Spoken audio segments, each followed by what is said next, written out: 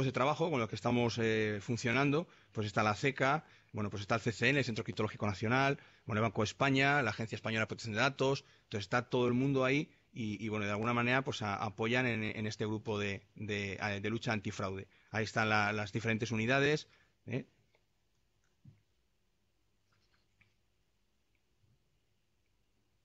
Bueno, esta parte tiene que ver, bueno, tiene un poquito más que ver con todo lo que tiene que ver con lo que es normativa. Hicimos digamos, la puesta en marcha de un servicio de asesoría legal, bueno, pues para ayudar a las empresas, sobre todo en la normativa que tiene que ver en todo lo que tiene que ver con la LOPD. Pero en realidad hay más, ¿no? Como el SSICE, o la ECAP, o la LISI, o incluso la ley de firma electrónica, o la ley de propiedad intelectual, que también está ahí, etcétera, etcétera. Bueno, luego tenemos, también pusimos en marcha un laboratorio para soluciones y, bueno, proyectos que ahora mismo tenemos funcionando, como comentaba antes, la OSI, bueno, pues que lo que hacemos básicamente es ayudar a cualquier ciudadano que tiene problemas a través de este servicio.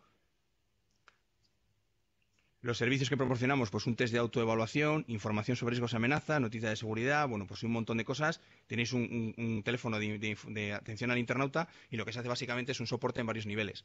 Primeramente hay un nivel muy básico donde se identifica el problema que tiene el usuario o la empresa y a partir de ahí se le deriva pues a soportes más técnicos o más especializados, ¿no? Al final lo que se pretende es educar, informar, utilizar un lenguaje lo más sencillo posible, que en muchas ocasiones esto supone un problema, o sea, de cara a los ciudadanos y, bueno, pues ayudar en definitiva. Bueno, vamos a pasar. Yo creo que veáis, bueno, para todos aquellos que estéis interesados en el ámbito de la seguridad, ENISE creó, perdón, Inteco creó en el año, creo que fue 97, no me acuerdo exactamente la primera edición, creo que sí. Comenzamos con el Encuentro Nacional de la Industria de la Seguridad en España. Este año este encuentro va a ser, digamos, modificado y se va a convertir en el Encuentro Internacional de la Industria de la Seguridad o de la Seguridad. Se va a seguir celebrando en León y, bueno, pues os invitamos a todos vosotros a participar. Este año vendrán además ponentes del ámbito internacional. Se va a hablar sobre identidad digital, se va a hablar sobre, bueno, pues todo lo que es el cloud computing, pero todo en relación con el ámbito de la seguridad. Van a venir representantes de diversas administraciones europeas bueno, pues os invitamos a que participéis. Este es fotos de los primeros ENISES que se realizaron. Aquí, por ejemplo, en la parte izquierda, en la parte derecha abajo aparece, en uno de ellos incluso tuvimos pues una oficina de expedición del DNI electrónico, bueno, pues para que precisamente de alguna manera fomentar también el uso de este tipo de tecnologías. Bueno, desde el punto de vista de otros proyectos y encomiendas que nos llegan, ya para concluir, ¿no? Bueno, pues el programa impulsa los sistemas de gestión de seguridad de la información. Como lo comentaba antes, pues sabéis que existe una norma, en este caso la 27001, que permite, de alguna manera, una es la guía, o mejor dicho, la norma, mejor dicho. La 27001 es la norma y la 27002 sería digamos, uno es el qué y otro es el cómo, por decirlo de alguna manera, ¿no? Uno es la norma y otra es la guía, la que te permite implementar al final o implantar un sistema de gestión de seguridad de la información. Entonces, lo que se está haciendo se ha visto que realmente los sistemas de gestión de seguridad de la información son muy, muy beneficiosos para cualquier organización. Lo que ocurre es que, ciertamente en España, por el tamaño y el tipo de empresas que tenemos, en ocasiones los sistemas de gestión de seguridad de la información no están orientados o adaptados al tipo de empresa que, bueno, pues que es muy pequeñita, por lo general. Entonces, no es un problema tanto de la norma como si en ocasiones el método o la manera en que se lleva a cabo la propia implantación. ¿Cuál es la esencia de los sistemas de gestión de seguridad de la información al final? Bueno, la esencia básicamente es la siguiente. Antes, o hace años, cuando se implementaba seguridad en las organizaciones, se hacía siempre en base generalmente a las amenazas. Y además se hacía de una manera muy, muy específica en determinadas áreas. Es decir, se protegían partes muy concretas de una organización. Por ejemplo, su CPD o la área técnica de esa organización o el lugar donde almacenasen determinado tipo de información o, por ejemplo, a lo mejor la parte más desde el punto de vista de los trabajadores, pero a lo mejor no tanto la alta dirección o la gerencia.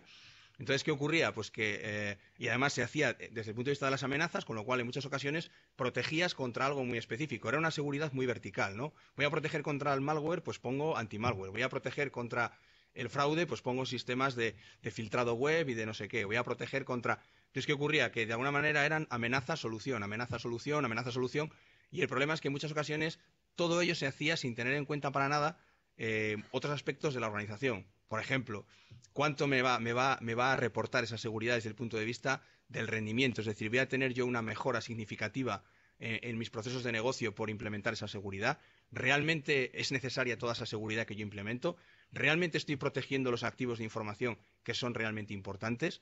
Es decir, al final, ¿qué estoy protegiendo? Entonces, el enfoque de la seguridad de la información, en este caso de los sistemas de gestión de seguridad de la información, se basa en el concepto de que el elemento a proteger al final es la información, cualquier tipo de información. Y aquí es muy importante decir que en los sistemas de gestión de seguridad de la información no hablan o tratan solamente de información digital o electrónica, sino que hablan sobre cualquier tipo de información. Información grabada en cintas de vídeo, información como la que hablada, como yo ahora mismo que estoy hablando, y a lo mejor estamos transmitiendo a través de, pero también se está almacenando en un disco duro, información que llega a través de los medios de comunicación, información que sale en formato papel, etcétera, etcétera, etcétera. Es decir, todo tipo de información. De manera que ahora mismo los profesionales de la seguridad de la información ya no protegen solamente información que se encuentra en soportes electrónicos, sino que además protegen también información que se encuentra en soporte papel. Curiosamente, los sistemas de gestión de seguridad de la información están basados en la implantación de tres tipos de medidas. Medidas de tipo técnico, medidas de tipo organizativo y medidas de tipo jurídico, ¿no? O legal. Y si nos fijamos en la ley, en la LOPD, vemos que realmente nos pasa igual. Y ocurre que cuando nosotros adecuamos a una empresa a la LOPD, tenemos que aplicar medidas de tipo técnico, medidas de tipo organizativo y medidas de tipo legal. Entonces, ¿qué está ocurriendo realmente? Bueno, pues que aunque no sea, aunque no nacieran o de lo mismo o no se deriven una de la otra, en realidad lo que está pasando es que la propia ley, en este caso la propia LOPD, realmente lo que hace es como un sistema, un pequeño sistema de gestión de seguridad de la información, pero en el ámbito de los datos de carácter personal. Entonces, ¿realmente qué ocurre con los sistemas de gestión de seguridad de la información? Que permiten proteger absolutamente cualquier tipo de información y todas las medidas de protección que se implementan y todo lo que tú haces en la organización para proteger la información se hace siempre en base a la importancia que tiene esa información y los riesgos que puede correr esa información. Entonces, es una aproximación, una metodología muy interesante porque permite además conocer perfectamente toda la organización. Es decir, tú no puedes implementar un SGSI simplemente colocando medidas, sino que tienes que primero conocer cómo es tu organización, cómo son tus procesos de negocio, quiénes son los que están involucrados en esos procesos de negocio, qué tipo de información se está moviendo, cuál es la importancia que tiene esa información para los diferentes procesos de negocio. Para mí es muy importante, pero a lo mejor para el vecino de enfrente que trabaja en otro departamento no tiene importancia ninguna, etcétera. Y uno de los retos de los sistemas de gestión de seguridad de la información sigue siendo la valoración de riesgos, o sea, es decir, al final el análisis de riesgos que se llama, ¿no? ¿Por qué? Porque en el análisis de riesgo intervienen, o una parte de ese análisis de riesgos se realiza también con datos que provienen de la propia organización, es decir, los propios trabajadores, que de alguna manera tienen que aportar información muchas veces que es subjetiva, porque pues, se hacen test, imaginaos que yo en una organización voy a implementar seguridad y la persona que va a hacerlo es externo, no conoce la organización. Entonces, el reto que él tiene por delante se basa en decir, bueno, de esta información que hay en la organización, ¿cuál es la más importante o qué importancia tiene una en relación con la otra? Es decir, en la organización puedo tener 15 tipos de información distinta, pero resulta que esa información además permite que funcionen 4 servicios fundamentales. Y sin esos servicios fundamentales, a lo mejor sin uno de ellos, mi organización se para inmediatamente. A lo mejor en otro caso, la información, si se pierde, hace que la organización se pare 3 días o que el tiempo de recuperación pueda ser muchísimo más largo. Entonces, todos estos parámetros son al final los que de alguna manera se utilizan para que al final el implantador decida dónde debe de implementar seguridad, cómo tiene que hacerlo y qué es lo que realmente necesita para poder hacerlo. Es un modelo de trabajo complejo que en organizaciones grandes puede llegar a ser realmente largo, un proceso de implantación de un sistema de gestión de seguridad de la información, pero que realmente a la larga proporciona muchísimos beneficios porque da un conocimiento tremendo y muy detallado y muy pormenorizado de toda la organización y sobre todo de los riesgos que se corren y de los diferentes activos que pueden estar precisamente en riesgo. Entonces, teniendo en cuenta que los SGSI se consideran un enfoque actualmente, probablemente es el enfoque más importante desde el punto de vista de aplicar seguridad en las organizaciones, lo que se pretendía también es tratar de impulsar esos SGSI en las pymes españolas. Entonces, para ello lo que se hizo fue crear, en colaboración a través de una encomienda básicamente no es más que bueno, pues un dinero, por decirlo de alguna manera, que llega del ministerio, con la idea, por ejemplo, de en este caso impulsar los SGSI, lo que se hizo fue canalizarlo a través de Inteco, y Inteco lo que hace es poner en marcha, en este caso con las cámaras de comercio, y luego lo que hace es crear un catálogo de organismos de certificación, es decir, de organizaciones que son capaces o que tienen en España el nivel suficiente o están acreditadas para poder certificar una implantación de SGSI. Además, elaborar una serie de talleres y finalmente un catálogo de empresas que podían implantar. Para ello lo que se planteaban una serie de requisitos, algunos, bueno, pues pudieran ser a lo mejor mejores o peores, pero los que se hicieron fueron así. Concretamente uno de ellos es que al menos la empresa que participara aquí como implantador hubiera implantado al menos un sistema de gestión de seguridad de la información y que contara, evidentemente, con un auditor, o sea, perdón, con un implantador acreditado, es decir, con la correspondiente titulación, ¿no? Bueno, entonces lo que se hizo al final fue implantaron SGSIs, concretamente en 143 pymes españolas. La verdad es que fue un proyecto muy interesante y todo ello, de alguna manera, ha derivado en que cada vez más empresas se implanten este tipo de certificaciones. Uno de los aspectos más importantes que va a provocar que en los próximos años cada vez haya más empresas que implanten este tipo de certificaciones, pues es similar a lo que ocurre con la calidad o con otro tipo de certificaciones, o sea, de normas, por decirlo de alguna manera. ¿Por qué? Pues porque cuando una empresa va a un concurso público, por ejemplo, pues ya se le están pidiendo, tienes que cumplir esto, esto y esto, y tienes que tener cierta certificación, tienes que estar acreditado de no sé qué manera, o tienes que, etcétera, etcétera, etcétera. Pues con la seguridad ocurría exactamente igual.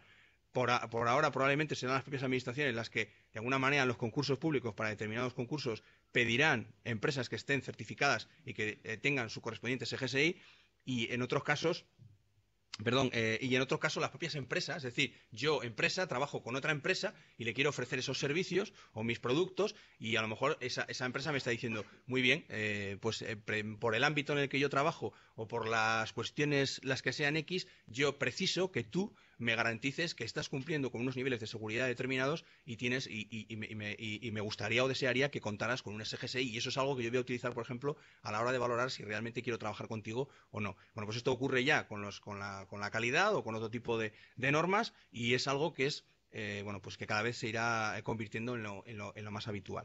Existen algunas iniciativas para conseguir que los SGSI se adapten a las pymes, es decir, elaborar o crear o, digamos, redefinir de alguna forma la norma, haciéndola más sencilla de cara a implantar ese tipo de sistemas en empresas pequeñitas. Pero bueno, lo fundamental es que poco a poco cada vez más empresas lo están teniendo en cuenta y cada vez más lo están utilizando.